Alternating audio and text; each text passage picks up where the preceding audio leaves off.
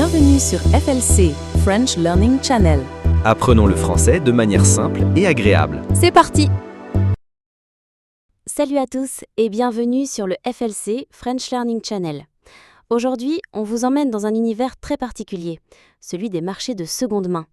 Tu sais, Jérôme, ces endroits où on peut acheter des vêtements, des meubles, des livres, parfois même des objets complètement insolites, mais toujours d'occasion. Ah oui, moi j'adore ça. Les marchés de seconde main, c'est comme une chasse au trésor. Tu ne sais jamais ce que tu vas trouver. Un vieux vinyle, une lampe rétro ou une veste qui a appartenu à quelqu'un dans les années 80. Et en plus, c'est bon pour le porte-monnaie et pour la planète. Exactement, parce qu'acheter de seconde main, c'est donner une nouvelle vie aux objets au lieu de les jeter. Et il a plein de formes différentes. En France, on a les vides-greniers, quand les gens vident leur cave à grenier pour vendre des affaires, les brocantes, un peu plus organisées, parfois avec des antiquités, et puis bien sûr les friperies, ces magasins spécialisés dans les vêtements d'occasion. Et n'oublions pas les marchés aux puces. À Paris, par exemple, on a le fameux marché aux puces de Saint-Ouen. C'est immense, tu trouves de tout. Des meubles anciens, des objets d'art, des vêtements vintage. C'est presque un musée à ciel ouvert, sauf que tu peux tout acheter. Moi, ce que j'aime, c'est l'aspect social. Dans un marché de seconde main, tu discutes avec les vendeurs, qui découvrent des histoires derrière les objets. Parfois, un simple livre a appartenu à plusieurs générations, et toi, tu deviens le prochain chapitre de son histoire. C'est vrai, il y a une dimension humaine et culturelle. Et puis, soyons honnêtes, on adore aussi négocier. Parce que dans ces marchés, le prix n'est pas toujours fixe. Tu peux marchander un peu, surtout si tu prends plusieurs choses. Oui, mais attention à rester respectueux. Négocier, c'est un art. Il ne faut pas dire « Oh, c'est trop cher !» d'un ton agressif. Il vaut mieux proposer gentiment. Et si je prends ça et ça, vous pouvez me faire un petit prix ? C'est plus sympa et souvent ça marche. Absolument. Et tu sais ce qui est intéressant ? Les marchés de seconde main sont en train de devenir à la mode. Avant, on disait parfois « acheter d'occasion, c'est parce qu'on n'a pas beaucoup d'argent ». Mais aujourd'hui, même des gens de branchés adorent les vêtements vintage, les meubles rétro. C'est devenu tendance. Oui, et je trouve ça génial, parce que ça mélange plusieurs choses.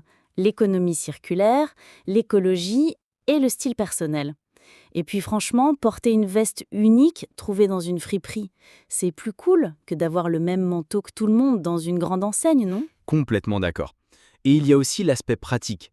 Pour les étudiants, les familles ou les voyageurs, acheter d'occasion, c'est une solution économique.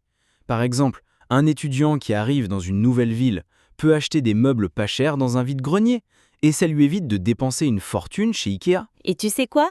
C'est aussi une expérience culturelle quand tu voyages.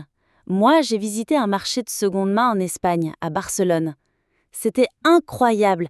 Il y avait de la musique, de la nourriture de rue et des stands avec tout un mélange de choses anciennes et modernes. C'était plus qu'un marché, c'était une ambiance festive. Exactement. Et ça existe partout. En Turquie, au Maroc, en Allemagne, en Italie. Chaque pays a ses propres traditions de marché d'occasion. Et tu découvres beaucoup sur la culture en y allant.